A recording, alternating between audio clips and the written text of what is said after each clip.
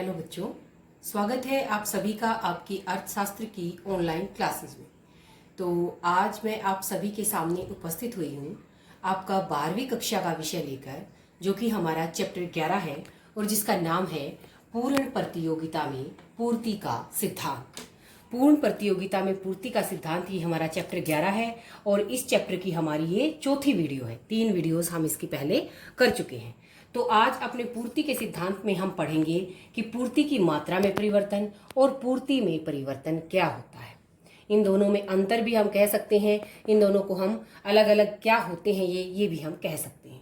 तो चलिए देखते हैं पूर्ति की मात्रा में परिवर्तन और पूर्ति में परिवर्तन क्या होता है। तो सबसे पहले कि जो पूर्ति की मात्रा में परिवर्तन होता है उसका कारण वस्तु की अपनी कीमत में परिवर्तन होता है। कारण क्या बताया है? वस्तु की मात्रा में परिवर्तन का।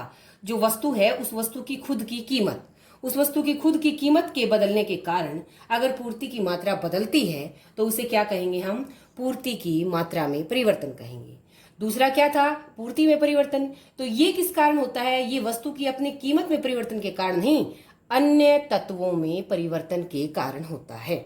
तो देखिए, जैसे हमने पहले याद किया था कि जो सप्लाई ऑफ एक्स होती है वो किस किस का फंक्शन बताई थी। मैंने फंक्शन बताई थी वस्तु की प्राइस ऑफ अदर गुड्स, गोल वगैरह, और नंबर ऑफ जो हमारे फर्म्स हैं वो कुछ इस तरह के मैंने बताए थे। जो वस्तु की अपनी कीमत है, सिर्फ अगर इस कीमत के कारण सप्लाई ऑफ एक्स वस्तु की पूर्ति बदलती है तो उसे कहेंगे हम पूर्ति की मात्रा में परिवर्तन। तो पूर्ति की मात्रा में परिवर्तन क्या होता है कि जब वस्तु की अपनी कीमत अगर बदलती है और उसके बदलने के कारण उसकी पूर्ति में परिवर्तन आता है तो उसे हम पूर्ति की मात्रा में परिवर्तन कहेंगे। लेकिन अगर इस कीमत के अलावा जो ये बाकी के तत्व हैं, अदर गुड्स की कीमत, जो गोल है वो फर्मों के वो, और जो फर्मों का नंबर है वो, टेक्निक है वो, उन चीजों में परिवर्तन के कारण अगर पूर्ति बदलती है तो उसे कहेंगे हम पूर्ति में परिवर्तन। तो ये दूसरे क्या थे? ये हमारे अन्य तत्व थे। तो पहली बात आप सभी की समझ में आनी चाहिए कि पूर्ति की मात्रा में जो परिवर्तन है वो वस्तु की खुद की कीमत के बदलने के कारण होता है, जबकि पूर्ति में परिवर्तन क्या होता है? अन्य तत्वों में परिवर्तन के कारण। एक इसे हम अंतर भी कह सकते हैं पहला, और ये दोनों की विशेषता भी हो सकती है, या कारण ही कहते हैं हम। पूर्ति की मात्रा में परिवर्तन का कारण वस्तु की अपनी कीमत, पूर्ति में परिवर्तन का कारण अन्य तत्वों में परिवर्तन। दूसरा क्या है कि जो पूर्ति की मात्रा में परिवर्तन है उसे हम पूर्ति वक्र का संचलन भी कहते हैं। क्या कहते हैं? संचलन। संचलन क्या होता है? चलना। तो देखिए, मैंने आपको बताया था कि पूर्ति वक्र इस तरह का होता है, बाएं से दाएं ऊपर की ओर पॉजिटिव ढलान, जिसका मैंने बताया था। ये मैंने आप सभी को जो पीछे मैंने पूर्ति का नियम बताया उसमें मैंने बताया था कि जो पूर्ति वक्र होता है वो इस तरह का होता है, बाएं से दाएं ऊपर की ओर पॉजिटिव ढलान वाला, पॉजिटिव। ठीक है। तो जब पूर्ति की मात्रा में परिवर्तन होता है यानी कि कीमत में परिवर्तन के कारण, तो क्या होता है कि या तो यहां से बिंदु यहां सरकेगा, एक ऊपर की तरफ चला गया, या फिर नीचे की तरफ जाएगा। तो इसे क्या कह सकते हैं हम कि पूर्ति वक्र में संचलन हुआ, एक जगह से चलकर नीचे से चलकर ऊपर की ओर गया या ऊपर से चलकर नीचे की ओर आया। तो इसे क्या कहेंगे हम? पूर्ति वक्र का संचलन कहेंगे।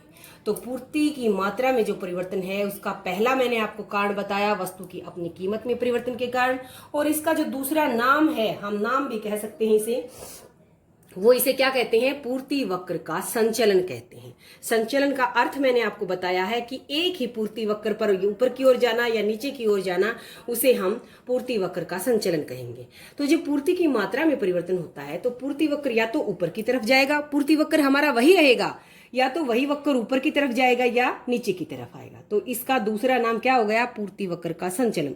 जबकि पूर्ति की मात्रा में जो परिवर्तन है उसका दूसरा नाम है पूर्ति वक्र का खिसकाव। खिसकाव क्या होता है कि पूर्ति वक्र जो है या तो वो पूरा का पूरा सरक कर दूसरा पूर्ति वक्र बन जाएगा। खिसकाव हम किसे कहते हैं कि एक और नया पूर्ति वक्र बन जाएगा। खिसक कर या तो वो ऊपर चढ़ जाएगा दूसरा बनकर, या वो नीचे की तरफ आ जाएगा। तो ऊपर नीचे नहीं हुआ, मतलब एक ही बिंदु के ऊपर की तरफ या नीचे की तरफ नहीं हुआ, बल्कि क्या होता है इसके अंदर जैसे मैंने बताया कि भाई ये हमारा पूर्ति वक्र है, एक और पूर्ति वक्र बन जाएगा। तो देखिए, दो बातें मैं आपको बता चुकी हूँ, ये हमें पक्की पता होनी चाहिए कि पूर्ति की मात्रा में जो परिवर्तन है वो वस्तु की अपनी कीमत में परिवर्तन के कारण, जबकि जो पूर्ति में परिवर्तन है वो अन्य तत्वों में परिवर्तन के कारण। पूर्ति की मात्रा में परिवर्तन को हम पूर्ति वक्र का संचलन भी कहते हैं। संचलन का अर्थ मैंने आपको अभी बता दिया है। और जो पूर्ति वक्र का खिसकाव है वो हम पूर्ति में परिवर्तन को खिसकाव भी कह सकते हैं। खिसकाव का अर्थ है एक और पूर्ति वक्र बन जाना, खिसक कर दूसरी जगह पर चले जाना। तो दो बातें हो गई हमारी। अब तीसरी बात क्या है कि पूर्ति वक्र का संचलन भी दो प्रकार का होता है और पूर्ति वक्र का खिसकाव भी दो प्रकार का होता है। पहली बात, ये अपनी कीमत में कारण, ये अन्य तत्वों में परिवर्तन के कारण। दूसरा, इसे हम पूर्ति वक्र का संचलन कहते हैं, इसे हम पूर्ति वक्र का खिसकाव कहते हैं। तीसरी बात, ये भी दो प्रकार का होता है और खिसकाव भी दो प्रकार का होता है। जो पूर्ति वक्र का संचलन है वो कौन सा दो प्रकार का होता है, उसे कहते हैं हम पूर्ति वक्र का खिसकाव, पूर्ति वक्र का विस्तार या पूर्ति वक्र का संकुचन। तो देखिए, पूर्ति वक्र के संचलन के दो प्रकार कौन कौन से हुए, पूर्ति का विस्तार और पूर्ति का संकुचन। जो पूर्ति वक्र का खिसकाव है उसके दो रूप कौन से हैं, नंबर 1 को कहेंगे हम पूर्ति में वृद्धि और नंबर 2 को कहेंगे हम पूर्ति में कमी। तो देखिए, यहाँ तक हम पहुंच गए हैं कि संचलन भी दो प्रकार का होता है, खिसकाव भी दो प्रकार का होता है। संचलन को पूर्ति का विस्तार और पूर्ति का संकुचन कहते हैं, जबकि खिसकाव को पूर्ति में वृद्धि और पूर्ति में कमी कहते हैं। तो अब हम इन्हें बारी बारी से देखते हैं कि पूर्ति का विस्तार क्या है और संकुचन क्या है। देखिए, विस्तार क्या है, इसे हम तालिका से समझते हैं। ये मैंने यहाँ पर x वस्तु की कीमत को लिया है और यहाँ मैंने x वस्तु की सप्लाई को लिया है। x वस्तु की कीमत और x वस्तु की सप्लाई। तो देखिए, कीमत मैंने ऊपर आपको बता दिया है कि पूर्ति की मात्रा में परिवर्तन केवल कीमत के परिवर्तन के कारण होता है। तो कीमत क्या हो गई, बढ़ गई। कीमत जब 1 थी, अब कीमत बढ़कर 5 हो गई। तो कीमत के बढ़ने के कारण अगर सप्लाई भी बढ़कर क्या हो गई, 1 से बढ़कर 5 हो गई। तो पूर्ति के विस्तार की परिभाषा क्या होगी, मैं जो बोल रही हूं उसे ध्यान से सुनिए, कि जब कीमत के बढ़ने के कारण, यहाँ कीमत बढ़ गई, अन्य बातें समान रहने पर जब एक वस्तु की कीमत के बढ़ने के कारण उस वस्तु की पूर्ति भी बढ़ जाती है, तो उसे क्या कहेंगे हम, पूर्ति का विस्तार कहेंगे। समझ में आया? कीमत में परिवर्तन के कारण कहना बहुत जरूरी है। अन्य बातें समान रहने पर एक वस्तु की कीमत में वृद्धि होने के कारण अगर उस वस्तु की पूर्ति की मात्रा में भी वृद्धि होती है, बढ़ती है, हम बढ़ते, वृद्धि की जगह पर हम बढ़ना कह सकते हैं कि एक वस्तु की कीमत के बढ़ने पर अगर उस वस्तु की पूर्ति भी बढ़ जाती है तो उसे क्या कहेंगे हम, पूर्ति का विस्तार कहेंगे। अब संकुचन देख लेते हैं, इसी को उल्टा कर देते हैं। ये देखिए, मैंने यहाँ पर इसको उल्टा कर दिया कि अगर एक वस्तु की कीमत के कम होने के कारण, मान लिया पहले 5 है, 5 के ऊपर हम 5 वस्तुओं की ही पूर्ति करते हैं, लेकिन कीमत घटकर 1 हो गई तो पूर्ति भी घटकर 1 हो जाए तो क्या हुआ, क्या पहले कीमत में परिवर्तन आया। कीमत जब 5 से घटकर 1 हो गई तो पूर्ति भी 5 से घटकर 1 हो गई। तो इसे क्या कहेंगे हम, संकुचन कहेंगे। तो संकुचन की परिभाषा कैसे लिखेंगे कि अन्य बातें समान रहने पर जब एक वस्तु की कीमत के घटने के कारण अगर वस्तु की पूर्ति भी घट जाए तो उसे क्या कहेंगे हम, पूर्ति का संकुचन कहेंगे। तो मेरे ख्याल से सबकी समझ में आ गया होगा, बहुत ही आसान है हमारा। कीमत के बढ़ने के कारण अगर पूर्ति भी बढ़ जाए तो हो गया पूर्ति का विस्तार, कीमत के घटने के कारण अगर पूर्ति भी घट जाए तो हो गया संकुचन। अब इसे हम चित्र से और देखते हैं। यही बातें जो मैंने आपको यहाँ पर तालिका में बताई हैं, इसे हम चित्र के माध्यम से भी कर सकते हैं। देखिए, ये जो हमारा है, इसी मैंने किया है कि भाई ये मैंने 1 से लेकर 5 तक एक्स एक्सिस के ऊपर ये मैंने पूर्ति को लिया है और वाई एक्सिस के ऊपर मैंने कीमत को लिया है। तो जब कीमत 1 है, 1 के ऊपर 1, जब कीमत 1, ये कीमत 1, पूर्ति भी 1, कीमत बढ़कर 5 हो गई तो पूर्ति भी बढ़कर 5 हो गई। तो पहले हम इस पॉइंट के ऊपर थे और बाद में हम इस पॉइंट के ऊपर पहुंच गए। तो यहां से हम यहां पहुंच गए तो ये पूर्ति वक्र तो वही है 1। तो इसे क्या कहेंगे हम, यहां से नीचे से ऊपर की ओर जब हम पहुंचे तो इसे हम क्या कहेंगे, इसे हम विस्तार कहेंगे। समझ में आया सभी के कि कीमत के बढ़ने के कारण पूर्ति भी बढ़ गई, यानी कि हम इस पॉइंट से इस पॉइंट पर पहुंच गए। तो ये क्या है, पूर्ति का विस्तार। तो पूर्ति का संकुचन क्या है, तो उसके अंदर हम क्या करेंगे, अगर हम पहले यहाँ हैं, ऊपर देखिए 5 पर 5, हम मान लिया पहले इस बिंदु पर है और फिर कीमत घटकर यहाँ हो जाती है तो फिर हम यहाँ पहुंच गए। तो अब इस एरो को मैं उल्टा लगाऊंगी ऐसे। पहले हम इधर से ऊपर की तरफ गए थे, अब हम ऊपर से नीचे आए हैं, तो इसे हम क्या कहेंगे, इसे कहेंगे हम संकुचन। ये जो चित्र है इसे हम अलग अलग भी बना सकते हैं। मैं यहाँ एक और चित्र बना दूं, उसके अंदर मैं सिर्फ ये नीचे वाली एरो लगाऊं, और एक अलग चित्र में इसके अंदर मैं सिर्फ ऊपर की तरफ लगाऊं, तो ये हमारे दो चित्र भी बन सकते हैं। एक में हम पूर्ति का विस्तार दिखाएं, एक में संकुचन दिखाएं। लेकिन मैंने यहाँ एक ही चित्र में आपको दोनों बातें बताने की कोशिश की है कि अगर इस पॉइंट से हम इस पॉइंट पर पहुंचते हैं तो ये पूर्ति का विस्तार है, और ऊपर वाले पॉइंट से अगर हम नीचे वाले पॉइंट की तरफ आते हैं तो ये पूर्ति का संकुचन है। तो बहुत ही आसान हमारा पूर्ति की मात्रा में परिवर्तन किसके कारण होता है? वस्तु की अपनी कीमत में परिवर्तन के कारण। इसका दूसरा नाम क्या है? पूर्ति वक्र का संचलन। दो प्रकार का होता है, पूर्ति का विस्तार और पूर्ति का संकुचन। फिर हमने तालिका से बताया कि अन्य बातें समान रहने पर अगर एक वस्तु की कीमत बढ़ जाए और कीमत बढ़ने के साथ साथ उसकी पूर्ति भी बढ़ जाए तो उसे हम क्या कहेंगे? पूर्ति का विस्तार कहेंगे। अगर अन्य बातें समान रहने पर एक वस्तु की कीमत के कम होने के कारण अगर उसकी पूर्ति भी कम हो जाए तो उसे हम पूर्ति का संकुचन कहेंगे, और फिर इस तरह से हम उसकी चित्र के माध्यम से व्याख्या भी कर सकते हैं। अब दूसरी तरफ देखते हैं पूर्ति वक्र का खिसकाव। खिसकाव को भी मैंने आपको दो प्रकार का बताया, पूर्ति में वृद्धि और पूर्ति में कमी। अब देखिए वृद्धि क्या होती है। अब हमें पता है कीमत तो बदलेगी नहीं, क्योंकि कीमत के अतिरिक्त अन्य तत्वों के कारण परिवर्तन होगा। तो ये देखिए मैंने यहाँ पर क्या लिखा है कि कीमत वही रही है। कीमत पहले क्या थी? 3 पर मान लिया पूर्ति भी क्या हो गई हमारी? 3। तो कीमत को मैंने स्थिर रखा, कीमत नहीं बढ़ी, कीमत वही की वही है, लेकिन पूर्ति बढ़ गई, 3 से बढ़कर 4 हो गई। तो इसे क्या कहेंगे हम? पूर्ति में वृद्धि। तो समझना है आपको कि कीमत नहीं बदली लेकिन पूर्ति बढ़ गई। पूर्ति का बढ़ने का कोई भी कारण हो सकता है भविष्य में कीमतों के चेंज की आशंका, या हो सकता है टेक्निक में परिवर्तन, या हो सकता है फर्म के गोल में परिवर्तन। तो कीमत के स्थिर रहने पर, कीमत के परिभाषा कैसे लिखेंगे? कीमत के स्थिर रहने पर अन्य तत्वों में परिवर्तन के कारण कीमत का स्थिर रह गई, कीमत के स्थिर रहने के कारण अन्य तत्वों में परिवर्तन के कारण अगर पूर्ति बढ़ जाए तो उसे कहेंगे हम पूर्ति में वृद्धि। अब जो ये पूर्ति में वृद्धि है इसे हम एक और तरीके से भी शो करते हैं। अब देखिए नीचे वाली तालिका को देखिए कि कीमत पहले क्या है? 3, और बाद में कीमत घट गई। तो हम सबको पता है कि हम क्या कहते हैं कि कीमत के घटने के कारण क्या होना चाहिए? पूर्ति भी घटनी चाहिए। लेकिन कीमत घट गई तो पूर्ति नहीं घटी, पूर्ति वही की वही रही, पहले भी 3 बाद में भी 3।